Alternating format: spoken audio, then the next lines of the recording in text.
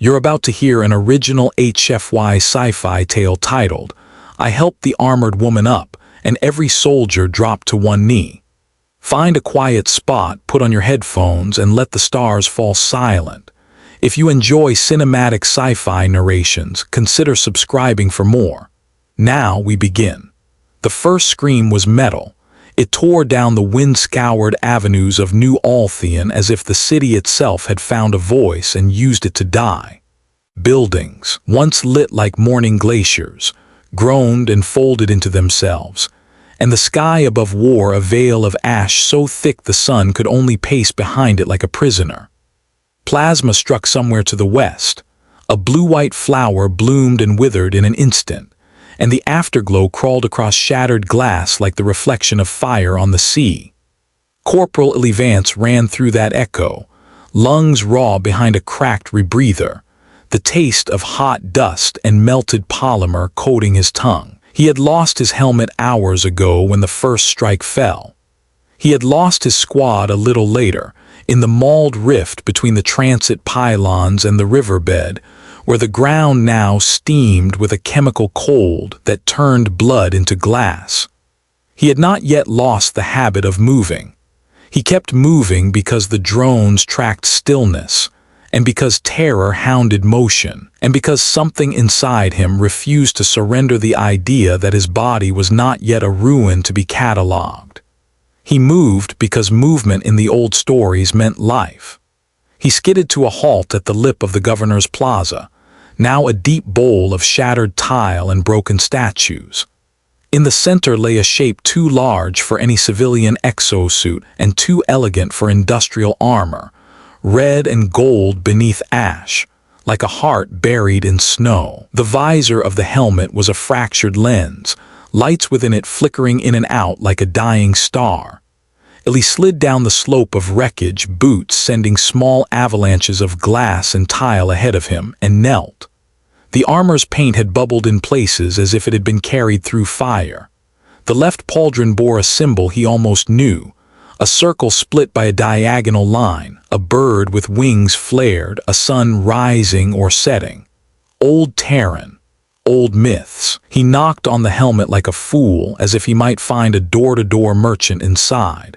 "Hey," he rasped, "you in there?"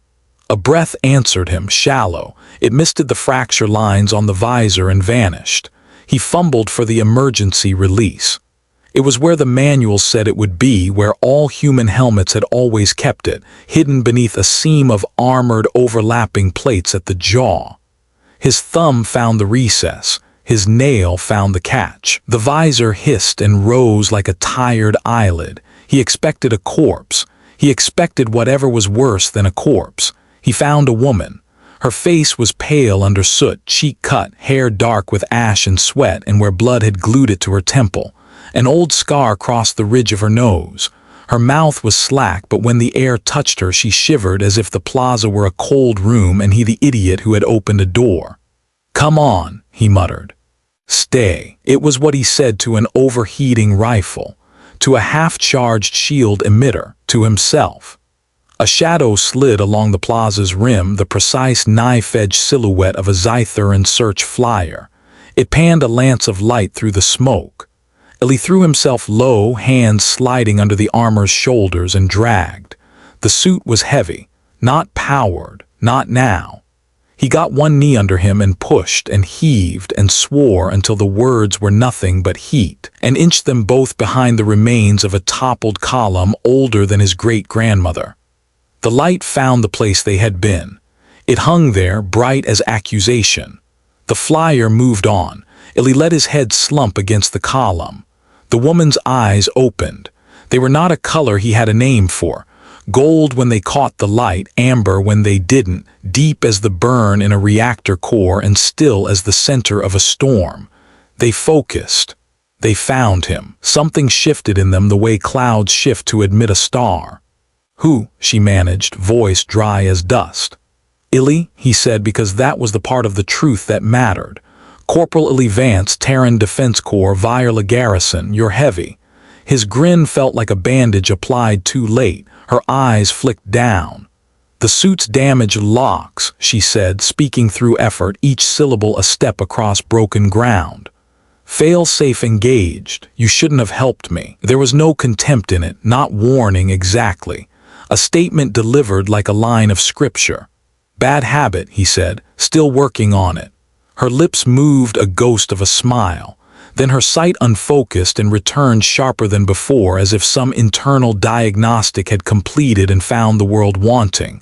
"Signal," she asked the air, a word not meant for him. "Dead," he said. "Jammed. They've got the whole spectrum in a chokehold." "Not all." She turned her head. The motion made the armor whisper like old books.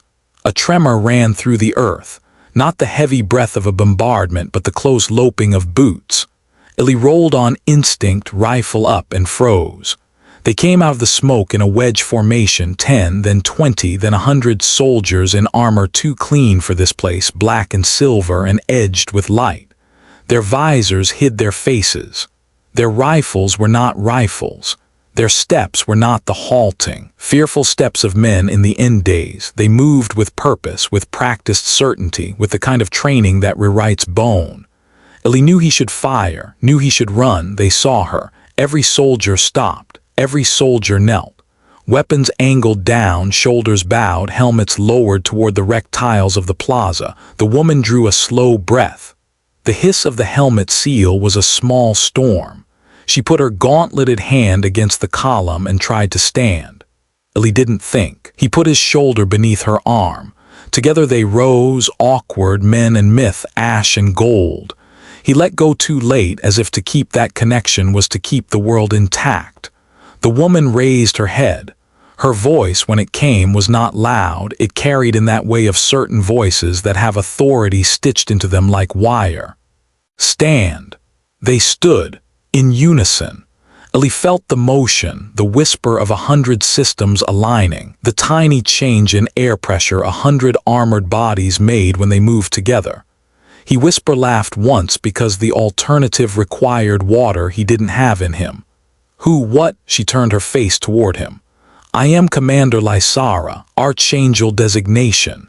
Decommission order sealed by the Terran Ascendancy, year 219 after first expansion.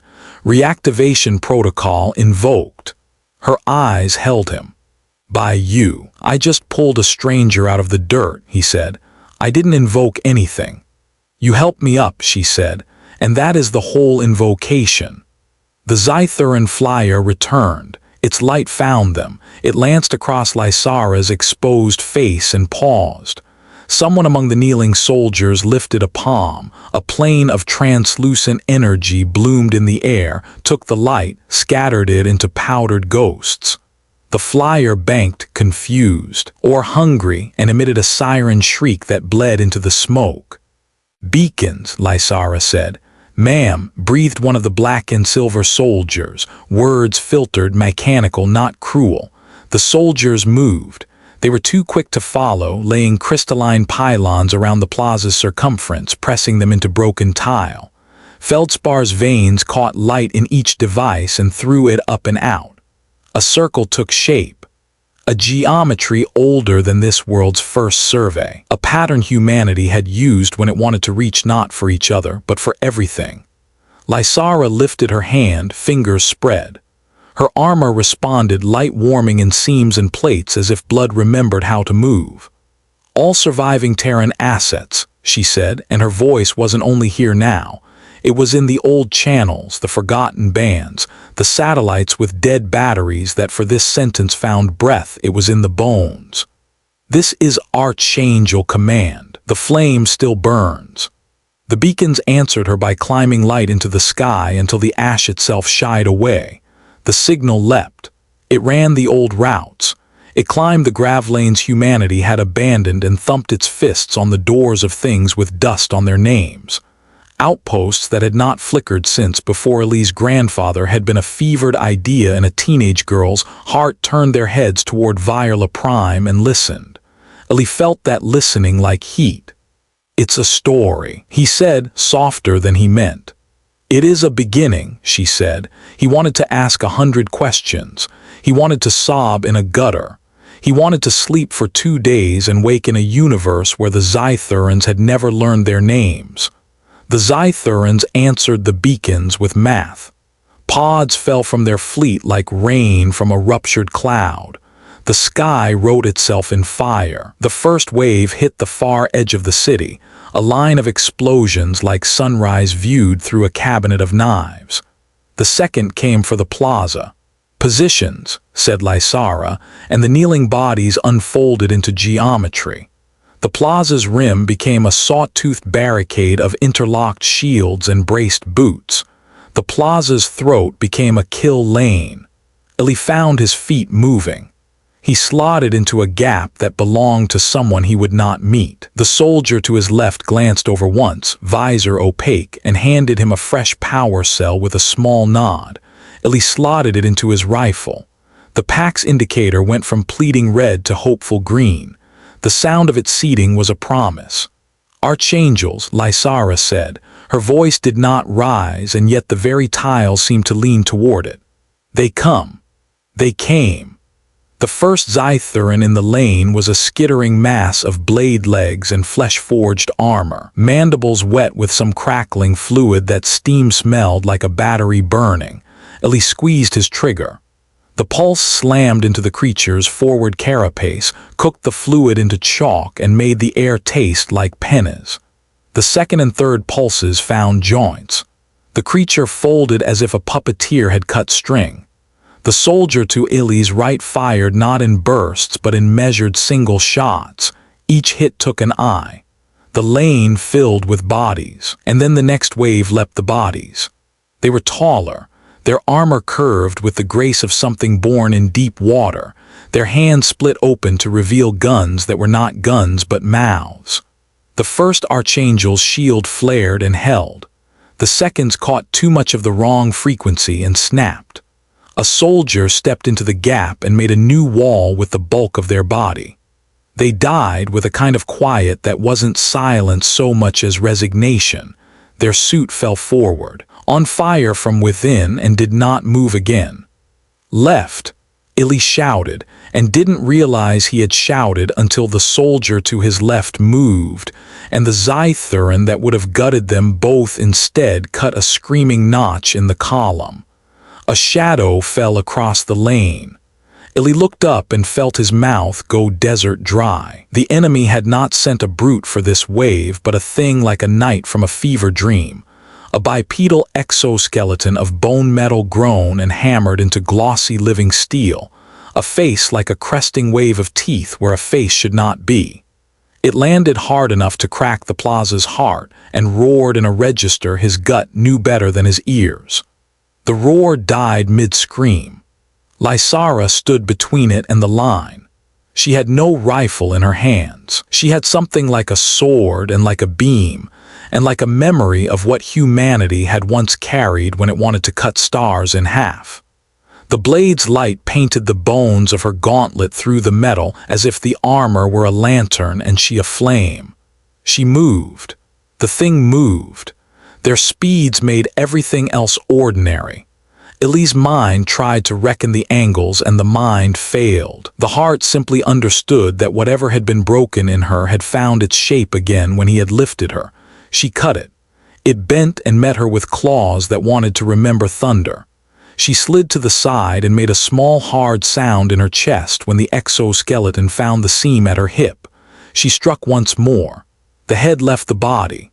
The body remained on its knees long enough to make blasphemy look like prayer and fell.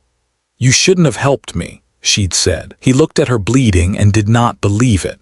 "Commander," came a breathless voice over the local band. "We've got motion in the riverbed. Big, very big." The riverbed had not been a river since the first orbital strike boiled it to fog and then to hunger. Now it moved in a way water once had, not as a sheet, but as the multiple body wave of something pushing it aside. Zythuran crawlers rose from it like armored islands shedding wet. They climbed with a terrible patience up toward the plaza. "Grid?" Lysara asked. 37%, someone answered, and Illy realized then that while they were dying with terrible grace in the plaza, someone had been waking a machine beneath their feet. Power routing is choked on 4 and 8. 8. Her voice sharpened, the answer came stuttered. 8's blown, secondary conduits melted during the initial, the plaza tile under Ellie's boots hummed. A hum older than him, older than Viola's naming day. It shivered up his bones and made his ribs quiver and made his teeth ache like an old winter. He could feel the shape of it in the ground, a lattice less of metal than of intent. Humanity had once built a grid across worlds. It had done that in an age when it called itself ascendant and wrote laws for distance that stars did not get to ignore. He looked at Lysara. She looked at him for a fraction of a fraction. Her eyes were fire famous. Hold, she said. They held. They held when the crawler on the far side of the plaza got through the kill lane and rolled over the bodies of things they had just killed and came for them like a factory with hunger. They held when the drone swarm found a gap in the air that was not a gap and fled through it like a scatter of shattered mirrors, each one cutting when it touched a throat. They held while the beacons sang and the grid woke, and the sky continued to write in fire. They held because the difference between a story and a disaster is sometimes measured in heartbeats. When the grid lived, they would feel it. They would see it. He kept telling himself that. He kept telling himself that dying while telling yourself that was no worse than dying while not. Command, said a voice that might have been a man's in some other life. Crawlers at the edge. We don't have enough. Lysara turned and her face did a quiet, complicated thing. She spoke to no one and to all of them.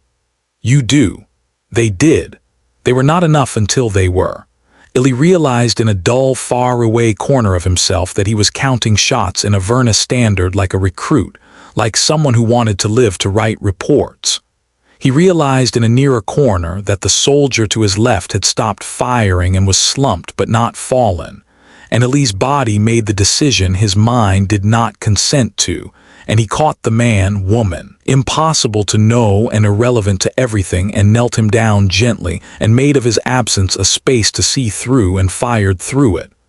The crawler met Lysara. It was not a duel. It was physics.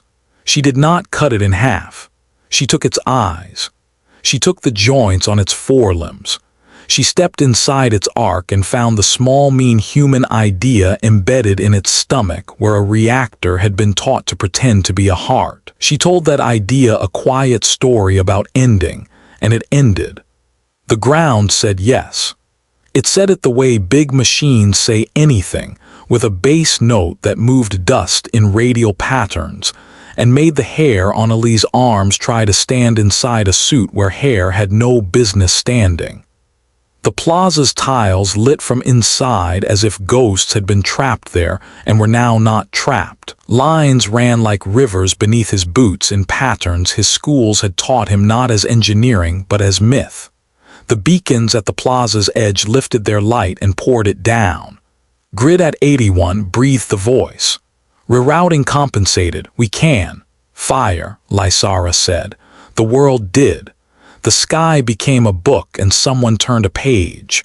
The fleet in low orbit read that page and learned a new word for pain. Illy looked up the way men have looked up since the first thunderhead told them the world could throw knives, and saw the alien ships writhe not as burning things, but as things realizing their equations had been miscopied.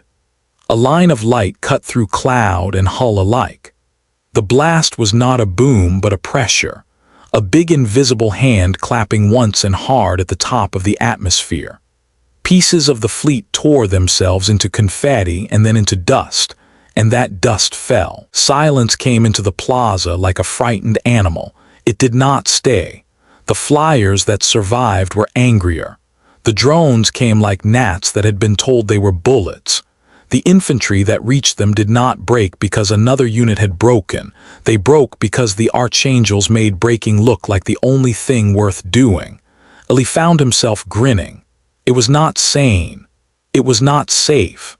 It was the small cracked grin of a man who had remembered the existence of tomorrow. At some point, a Zytheran warlord descended onto the plaza as if to reclaim a narrative. It was greater than the exoskeleton. It was taller than the crawlers when it stood up from its spider stance to its full, wrong height. Membranes unfurled from its back like wings made of hunger. Its face was a dream a surgeon had once had about eels. It carried a staff rooted at one end in bone, and at the other in something that ate light and liked the taste. "Old flesh," it said, and the sound was language and static and the cracking of ice on a black river. "You should have stayed forgotten." Lysara stood as if she had always been standing. Her armor, scored now and charred at the edges, turned the light of the beacons into a wash of gold that painted the broken statues around them. She did not raise her sword. She looked at the thing with something that might have been pity and might have been an old soldier's recognition. "You feared us asleep," she said. "You fear us awake." It came. She moved. Ellie saw nothing of the first exchange but the aftermath. A gouge in the plaza deep enough to admit a man, a spray of that crackling, bright, slow-burning blood, a new thin black line across Lysara's armor where a strike had found a seam and the suit had decided not to let the world in anyway. The duel wrote itself as 10 silent statements. First, distance was a lie. She was far and then she was close. Second, momentum was a tool you gave away to your enemy only if the next beat would starve him of it. Third, fear is graduate-level training and she had completed the course centuries ago. Fourth and fifth and sixth, the staff could drink light but it could not drink the memory of light. Her blade's arc was a school, she was its first and last student. Seventh, the warlord tried to talk again. It tried to say victory, it tried to say destiny, it tried to say insect. The word they had always used for humanity when they thought language could make truth. The staff came down in a line that would have parted mountains. Her blade met it and did not move at all and then moved a fraction, just enough. The staff lost a tip.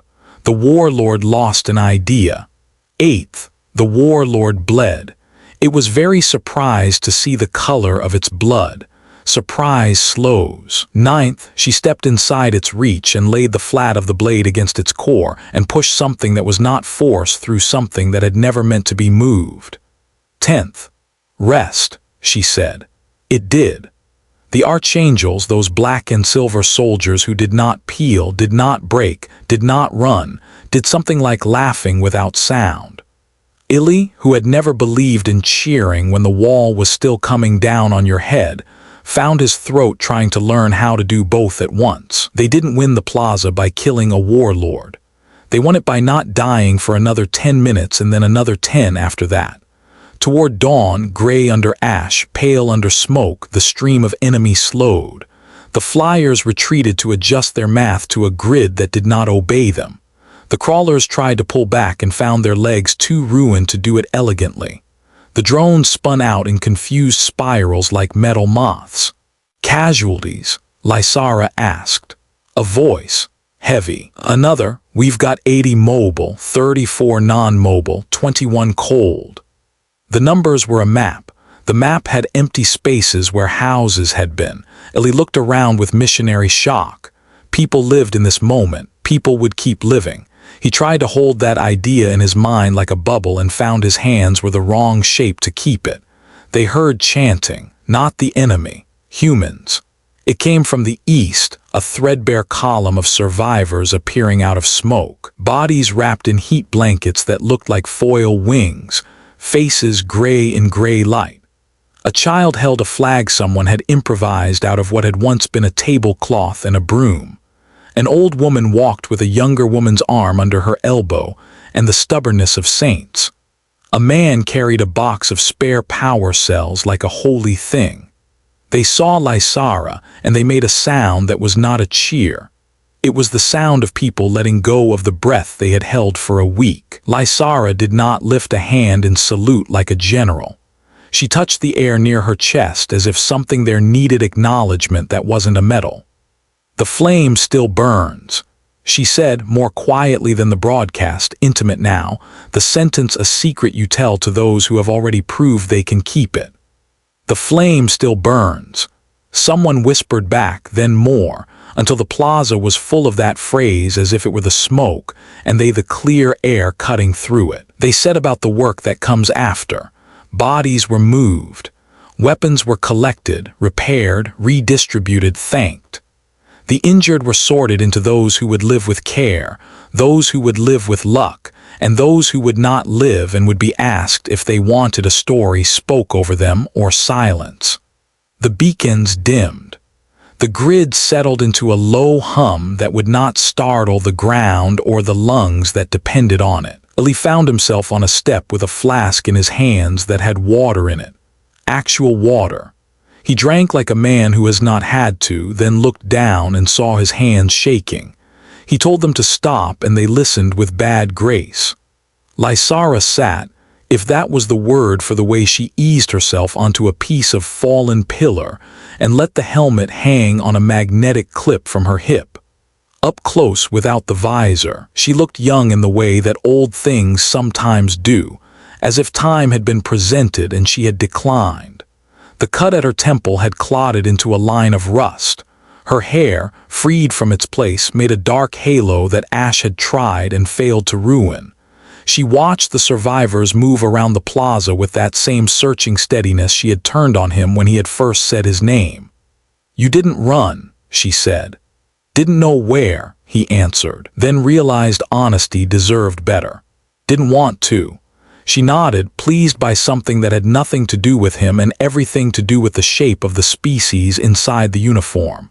"The ascendancy buried us," she said. "After the last of the expansion wars, after we realized that the machines we had built to save us would accept salvation without quotient or quotation marks, they turned us off. They called it mercy." Her mouth tilted. Perhaps they were right. It is a small thing to be wrong about mercy. "You remember being turned off?" Illy asked, regretting the question halfway through self-infliction. "I remember kneeling," she said, and her eyes looked past the plaza to someplace very close and very far. "I remember a man with hands like maps undoing my seals. I remember him saying rest. He could not imagine the future in which a corporal and a ruined city needed me again. That is not a failure. That is a mercy too." Her gaze returned to him. "And then I remember you." He lifted one shoulder, pulled you behind a rock. "You helped me up," she said, as if the distinction were the whole point, then laughed a little when his face asked the question anyway. "Our triggers aren't code alone, not passwords or phrases. There were too many ways to break those. The ascendancy made us respond to acts instead, to the edges of story. Help me up is old as a climb and a fall. It carries intention across languages like a seed across continents." He sat with that. He sat with the fact that his hand's decision had not been a clever trick but a mirror held up to who he was on days when he did not feel like he had any who left. "Grid," she asked the air again later. "Stable at 61, the air replied. "We can pulse again if the fleet regroups." "They will regroup," she said. "They do not accept endings until they can put their teeth in them." "And when they do?" Illy asked. "We give them something they can't chew." It was not a plan and not a slogan. It was a sentence with work inside it. They put their backs into that work. She sent teams to the riverbed to reclaim emitters. She sent others to the broadcast towers to lay claim to news.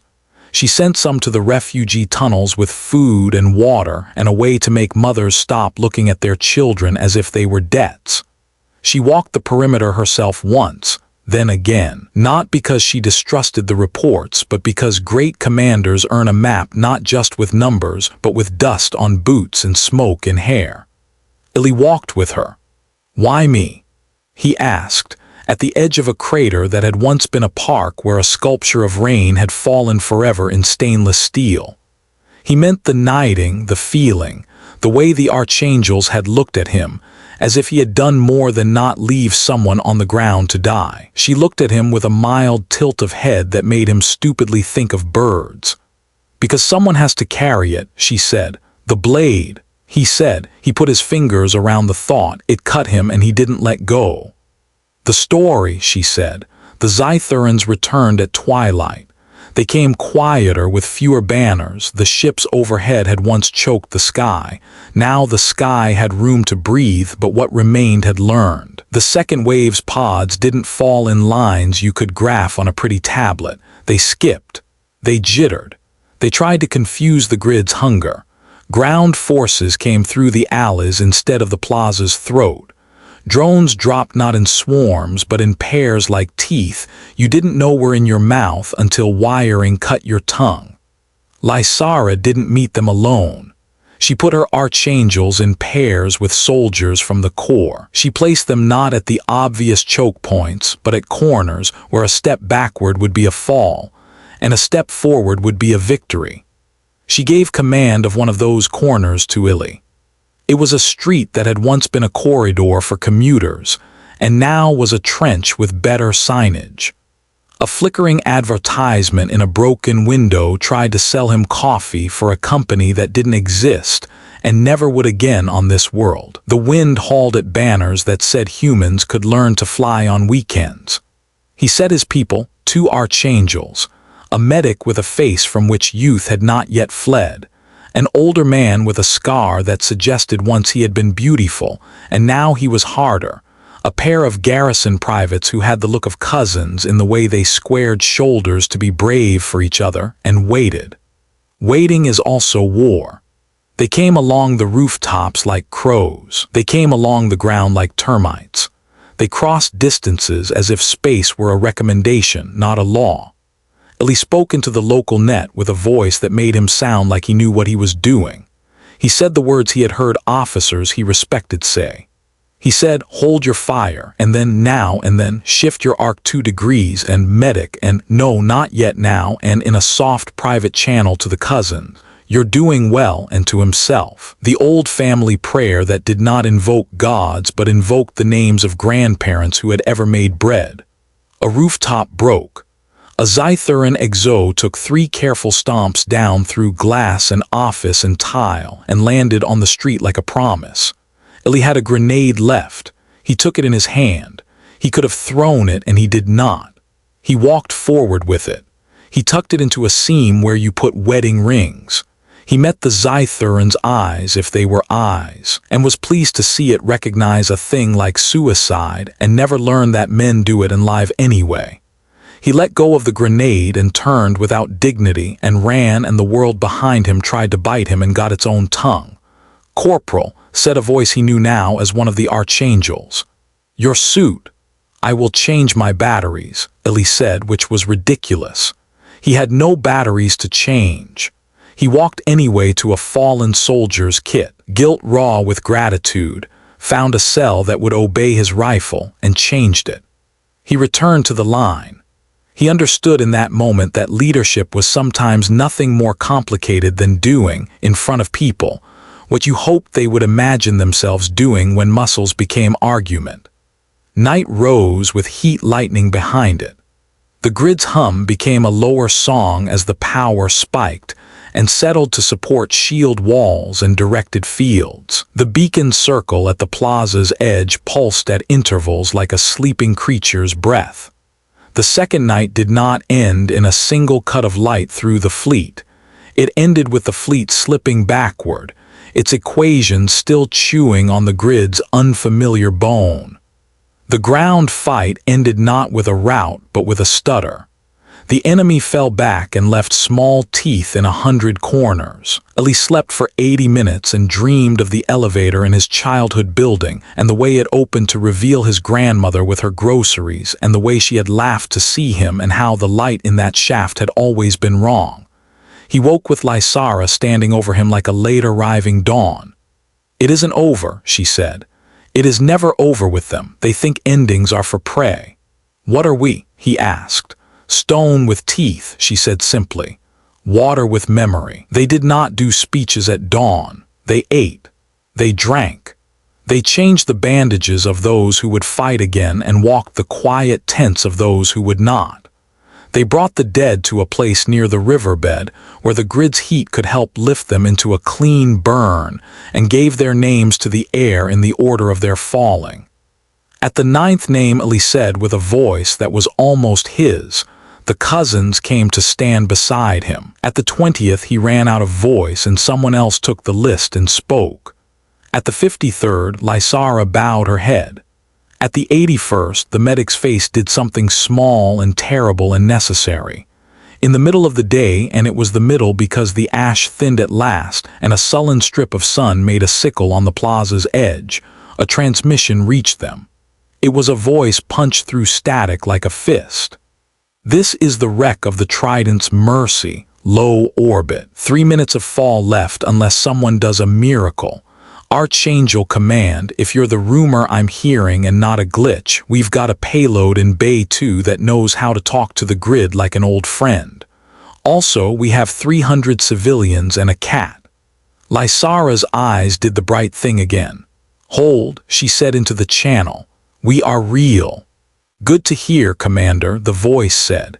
It was a woman's voice, pilot bright. Brittle the way something is that's been fired hot and cooled badly.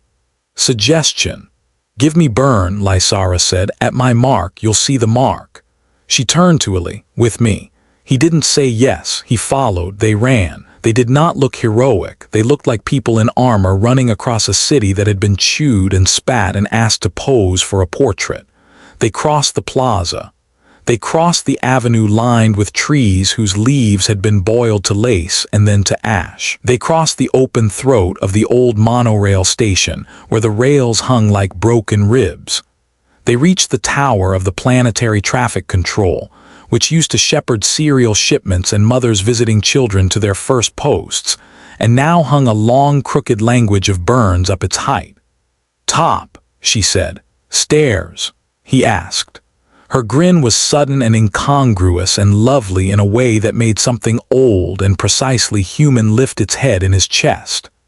Jump, she said and stepped off the edge. His body had an opinion about following her. It was a very loud opinion. He followed her anyway. He did not fall. The grid caught him like a mother with a habit of miracles and tossed him and he rose. They rode the grid's skin like birds without grace and landed on the control tower's roof in an ugly clanging of boots. The sky was full of what the sky is always full of if you can step back far enough to see it. Death and messengers. The Trident's Mercy was a freighter with illusions of grandeur. Its spine bent where some piece of fleet had decided to introduce itself at 30 kilometers per second. It fell with a reluctance Illy admired.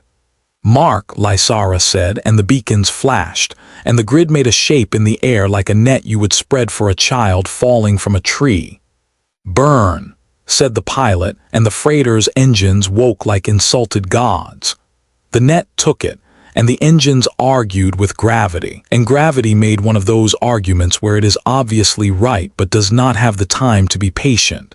And everything that watched held the breath it had not had since the first strike fell days ago, and the freighter did not crash. It did not land. It lay down. The grid let it kiss the ground the way you kiss a forehead. It stilled. Lysara let out a breath she had not earned. They brought the Trident's Mercy's people out like a new kind of cargo. Careful, careful, careful. The cat was a literal cat, bewildered and furious and determined to pretend it had meant all of this. The payload in Bay 2 was a cylinder the color of regret. They pried it open at her word and found inside it the seed of the grid, a piece you grafted onto roots and watched the whole tree remember how to climb. Good work, Lysara told the pilot. The pilot leaned her forehead against her helmet like a woman who had been to too many funerals and decided to leave before the eulogy. I broke your sky, the pilot said. I'm not proud, but I'm happy. Be both, Lysara said. Evening again, not quiet, quieter. Work a kind of prayer.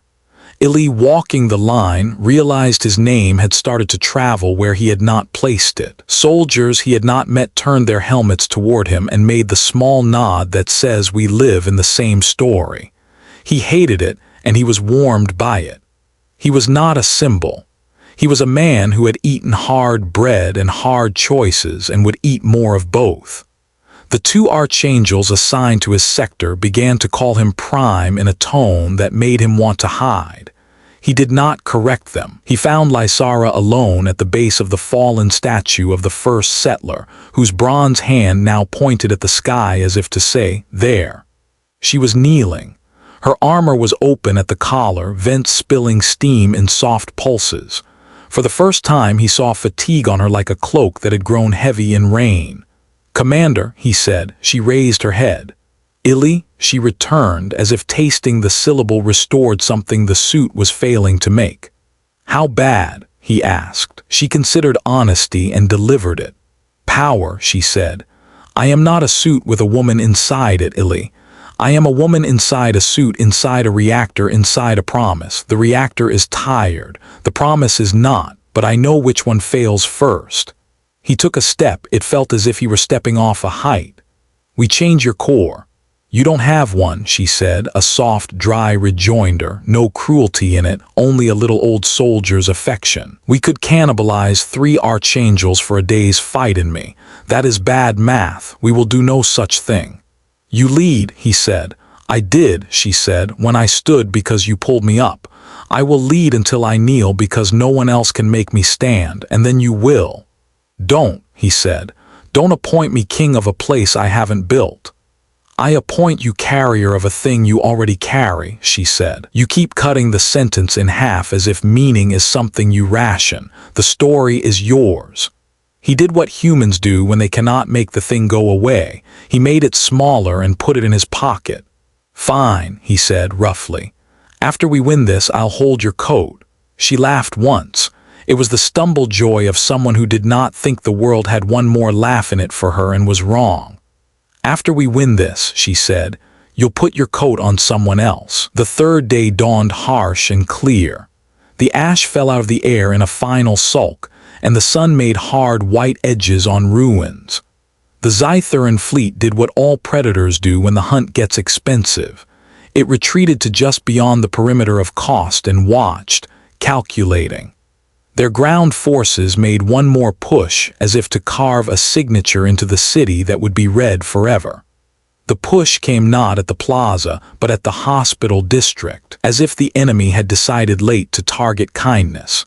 They moved along corridors of concrete and glass and history, and for once the Archangels did not arrive first. A handful of nurses and one surgeon and a boy with a broom made the first wall. He got the call and ran with his unit and did not think about the way his heart stuttered at the word hospital. His mother had been a cleaner in a hospital. She had taught him 3 things.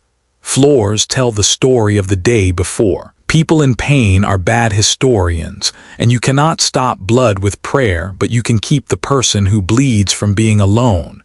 He arrived at the 2nd wall. He built the 3rd. Lysara came like weather to the 4th. They held. They pushed the enemy out of rooms where someone had chalked children's names on the walls for the roll call that would never come. They pushed them down corridors that still smelled faintly of antiseptic, a scent that now told Illy more truth about war than burnt polymer ever had. They pushed them into the light, and beyond it, the hospital stood. It had holes in it where light came into places light had never been meant to go. It stood. "Grid strength?" Lysara asked. 92, answered the voice that had become a friend. "We can do it, Commander. We can end the sky." She raised her head. She looked at the sun with a consideration that had nothing of worship in it and everything of measurement. She looked back to the plaza once and then to Illy. "Ready?" she asked. "Yes." A dozen voices on the net said at once. "No," he answered, the truth shaped like a smile, and then, "Do it." The beacons made their circle and made it bigger, the way a child retraces a drawing and finds it suddenly a different shape. The grid gathered a breath out of the planet the way lungs gather from air you can't see. The fleet beyond cost saw the light building and considered firing, then reconsidered as the math whispered in terrified language about return on investment. The light climbed. The fleet began to burn. Long moment, long breath, long release. Pieces fell, but not in rain this time, in ash that would be in the soil of this city for 1,000 years and would make flowers grow strange. In the empty place where the fleet had been, silence and space and the ordinary roar of a star. It was almost enough. On the ground, in the underhang of a commuter bridge where the grid didn't penetrate well because old steel remembered its structure too stubbornly, a Terran unit with a belly full of last-chance orders made a push toward the beacons. The Archangels moved to intercept and found a gap in their own wall because they were mortal. Ellie saw it. He did the stupid thing. He went alone. He did not shout. He did not make a speech. He ran with his rifle and an old wrench he had found on the second day and kept because it felt right in the hand. He hit the first drone like someone fixing a broken engine. He hit the second with the part of the wrench that had wanted for years to turn. The third shot at him and found armor, and Ellie found he had more blood than he had thought, which is always both a blessing and a curse. He kicked the fourth. He slipped. He fell to a knee. He heard boots. They were not Terran, they were his. The two Archangels from his sector were there, the cousins were there, the medic was there, the older man with the ruined beauty was there. Someone he did not know caught his arm and lifted him up with a grip that said, "You did not do the stupid thing alone after all." They made a wall around the beacons. The last Terran on the ground tried to eat the light. It choked. Silence. Then sound. Unsteady rolling, picking up, becoming a wave. Not cheering. A murmur that built because words climbed into it. The flame still burns. Lysara stood in the plaza. Her armor's light was dim. Ellie could see daylight through a seam in her side and wanted to break time with his hands and fix it. She took her helmet off slowly. She looked tired in a way that was not about muscles. She looked for the first time finished. "It's done," Ellie said, voice wrecked and undisguised. "It is," she said. Her eyes were not gold now. They were brown, human, tired as the first woman who ever built a fire and knew she would build another tomorrow. At what cost? He made a small helpless gesture that encompassed everything from the broken statue to the ash in his hair. "You tell me, I failed math." She smiled. It made creases at the corners of her eyes, and those creases made him want to weep in the way laughter sometimes does. "Every victory costs," she said. "Ours bought something they cannot sell back to us." "You," he said, because he heard the way her breath caught now, and he had been a soldier long enough to know when a thing was winding down. "Me," she agreed without drama. "This was what I was made for, to stand when we needed standing, to kneel when you could stand without me." "I can't," he said. "Not. You did," she said. "In the street, in the hospital, in the underhang. Each time you stood before anyone told you your boots had permission to try." Her hand, that heavy gauntlet with its wrestling match between machine and miracle, lifted and touched his chest, above a heart that had done more work than he had ever asked of it. "The flame is yours now." He wanted to bargain. He wanted to offer 3 of himself for 1 of her. He wanted to say, "We can find another core, we can rig you to the grid, we can print the parts, we can feed you our breath." He looked at her and saw that she had no more room for bargains. He did the only mercy he had left. He said, "Rest." She sat. She lay back. The armor, which had been a second skin, a second spine, a second will, softened its glow, then softened it further. The seams in the plates closed on themselves with the neatness of someone tucking a child into bed. The light behind her eyes faded the way stars fade when you drive out of the mountains and into a city. She was a woman. She was a body. She was a story that had done what it set out to do and now would be told. Ellie did something he did not think his body would permit. He stood. He looked at the Archangels. They were looking at him. It was the look of a people who had been built to follow because leadership had been too lonely for the men and women who'd carried it then. Their leader was gone. They needed a sentence, a signal, a hand raised, the hint of a plan. He is not a general, he told himself, and then he remembered what she had told him, and the voice that said it sounded like his grandmother, who had never once magnified him into something grand and had always once told him the truth. Someone has to carry it. He lifted his hand. "We rebuild," he said. "We count our living before we count our dead. We get the water clean. We open the hospital doors. We call the outposts that heard our voice and we tell them we are not finished. We bury our people with names you will hear for the rest of your lives. We teach the children to read books and maps and the faces of those who will try to hurt them. We repair the grid and we do not make an idol of it. We make bread, we make roofs, we make art, we go on. It was not poetry. It did not have to be. It had the rhythm of a checklist. Humans love checklists when the world has become chaos. They nodded the way people do when they have found the corner of a rug that they can pull back from a flooded floor and know where to begin. A black and silver soldier stepped forward, helm under his arm. His hair was startlingly blonde in the dirty light. His face had the careful lack of expression of someone who has learned that if you do not offer emotion first, it cannot be stolen. He knelt. "Archangel Prime," he said. "No," Illy began, and then he caught his breath and thought of the way the children had looked at the plaza when the beacons sang and the fire wrote new letters in the sky. The story mattered. Names helped carry stories when backs were tired. "Yes," he said, "for now, until we can elect a committee and be boring in public." A laugh rippled. Relief smelled like rain. The weeks after were the long, hard, slow sort of victory that almost no one writes songs about, and that is therefore the kind that most deserves them. They rigged the grid to clean water. They used it to run stoves. They used it to heat the rooms where the old sat and the young danced. They sent signals along the old routes. Signals came back, cracked and exultant, sad and resolute. On Saren's folly, 300 humans emerged from caverns with salt on their faces and found the sky shockingly blue and the beacon there lit. On Neve, a colony that had been a rumor for 2 lifetimes answered in accented standard, "We are here," and began putting their names on ships. On the far side of the sector, a shipyard no one had heard from since the Ascendancy had decided to be less than it had been whispered. "We have frames ready. We have been waiting for the word." On Viola Prime, the city learned to say its new name, which was the old one spoken with a cracked tooth and a laugh. Children ran in the plaza under the beacons and pretended the circle was a portal and took jumps through it that would take them in their stories to other worlds. A man married a woman under the broken statue's pointing hand because he said he liked the way it said there. The hospital opened floors one by one.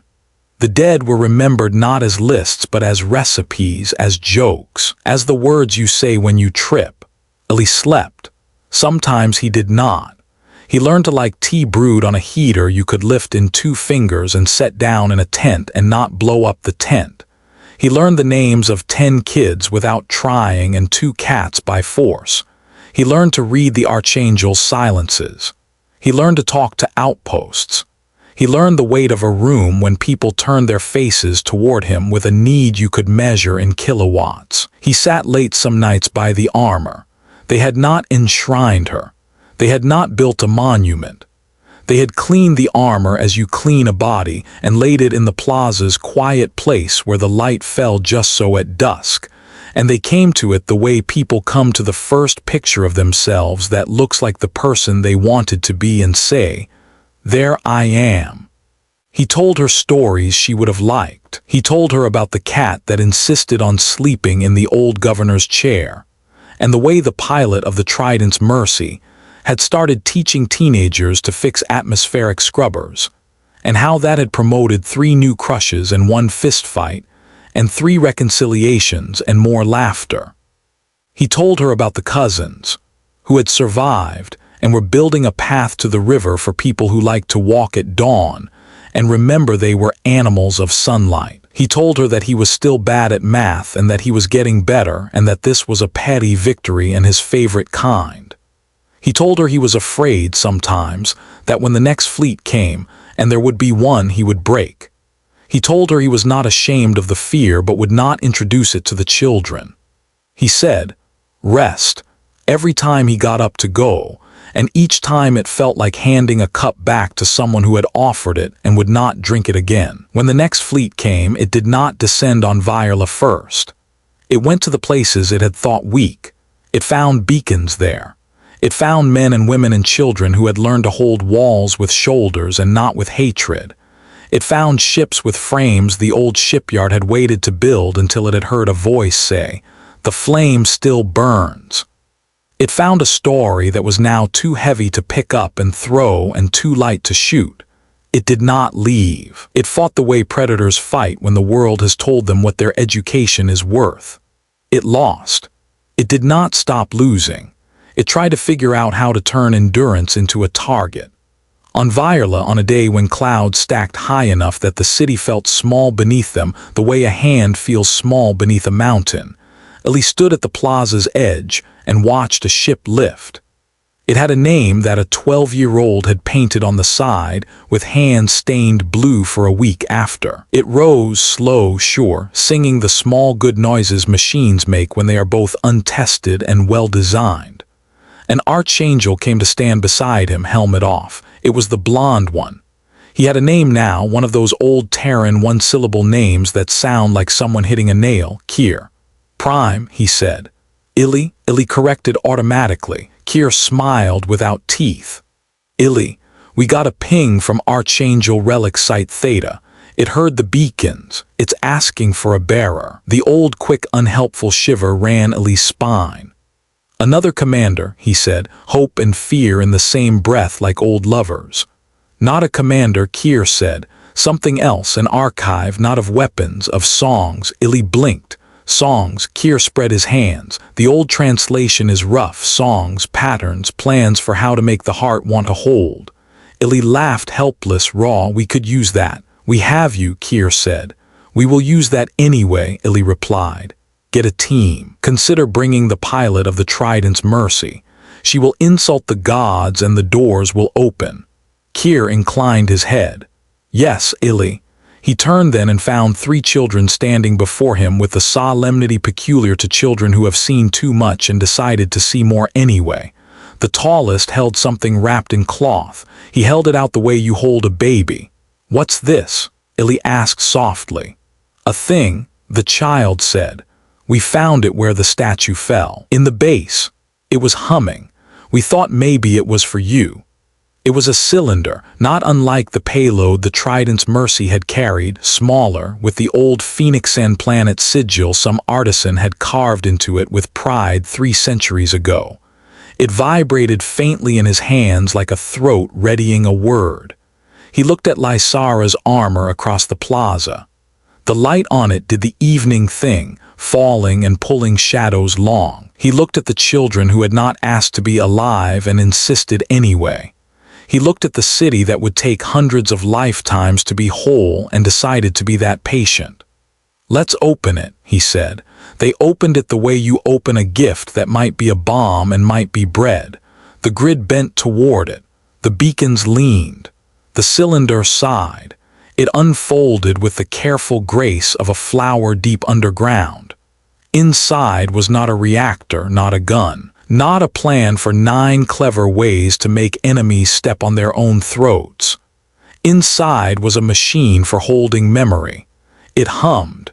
It reached. It found the beacons and the grid and the armor and the places on the planet where children had written names on walls. It found the voices that had said, "The flame still burns," and it kept them. It kept them in a way that was not a hard drive but a grove. A place where you could walk and the names would breathe again, and not as ghosts but as seeds. It made a field in the plaza like a low aurora. People came. They stepped into it. They listened. The dead spoke not in sounds but in warmth. A laugh that made the shoulders of strangers drop. A way of saying a word that made bread taste like home. A rhythm of walking that made a street feel easier. Ellie stood at the field's edge and watched the city shy at it and then not. He felt standing behind him a presence he would have sworn was Lysara and breathed and knew it was not magic. It was the way many human feet coming to a place make the ground confident. "The flame still burns," he said to no one and everyone. It was not the end. The Zythurans learned, they always had. New fleets would come. New weapons, new ways of talking that tried to make men into insects, to convince them that endurance is a failure of imagination and that conquest is the only verb worth learning. There would be more nights. The grid would falter sometimes, and someone would swear and throw a wrench and make it unfalter. Children would tumble and skin knees on the plaza. Someone would scold them. Someone would teach them to run properly. The hospital would go 2 days without power and 3 without bandages and then 6 with both. Outposts would fail. Outposts would flourish. Communications would make jokes say over in bad places. Someone would write a song that would travel faster than ships. Ellie would get older. He would learn to take the weight on different parts of his back so it did not break. He would learn to hand pieces of it to others without pretending that he had not done so. He would teach a class once a week to anyone who wanted it, titled How Not to Panic When Command Comes Calling. It would be poorly attended. It would nonetheless do the work that needs doing. He would stand at weddings under the pointing hand and say words that were not holy and were therefore holy. He would hold a child who had never met Lysara and show them the armor and say, "This is the suit a woman wore when she remembered we are not finished yet." Sometimes late, he would see in the edges of a crowd a woman in red and gold watching. He would not go to her. He would not call out. He would carry the story forward with the living, which is what the dead want us to do, however loudly they pretend otherwise with their poetry and our grief. When the next fleet finally came, larger than any they had yet burned, smart in new ways, sleek with money stolen from stars, it found what all fleets have found when they come to cities where people have decided not to become a rumor. Walls made of shoulders, fields made of laughter, and a grid that had been taught by a man with bad math to love children. It burned anyway because fire will do as it is told. It died anyway because stone with teeth and water with memory and stories carried in pockets are the weapons that do not rust. They said afterward that Ellie Vance was a hero. He let them say it because the children needed new names to build courage around. He corrected them when they tried to make hero the only word. He said, "No carpenters. No nurses. No pilots with cats. No kids who can carry water in both hands without spilling. No old men who can show you how to argue without breaking a family." On a morning like any other, gray at first, then gold like grace, he went alone to the plaza and stood by the armor. He put his hand on the metal. It was warm, the grid made sure of that. He imagined, not for comfort but for accuracy, that deep in it seems it knew he had come. He said, "We're doing it," and the armor blessedly did not answer. He said, "I know," and laughed at himself softly. He said, "Rest," and turned and went to work because work is the long prayer we know how to say. The city breathed. The world listened. Somewhere, a child put on a helmet too big for her and looked in a broken mirror, and saw a woman in gold reflected and grinned, and went outside and helped a neighbor up and did not understand that she had invoked a god because the god did not need invoking anymore. It had moved into the walls. A courier came running, panting, hair a halo of static because the grid sometimes expressed affection physically. "Message from Neve," she said. "They want to know if they should light their beacon." "Tell them," Ellie said, thinking of the way snow must fall on that world, soft sound and harder truth, to light it twice. He watched the courier go. He watched the plaza be itself without apologizing, a place, a ground, a center you made by standing and then kept by kneeling and then kept by standing again. He listened to the sky and heard nothing in it that should make him stop. He smiled once. And that day the galaxy learned humanity doesn't conquer, it endures. Headphone, if you enjoyed this story, make sure to like, share, and subscribe to the channel for more epic HFY sci-fi tales. Until next time, stay human, stay unbroken.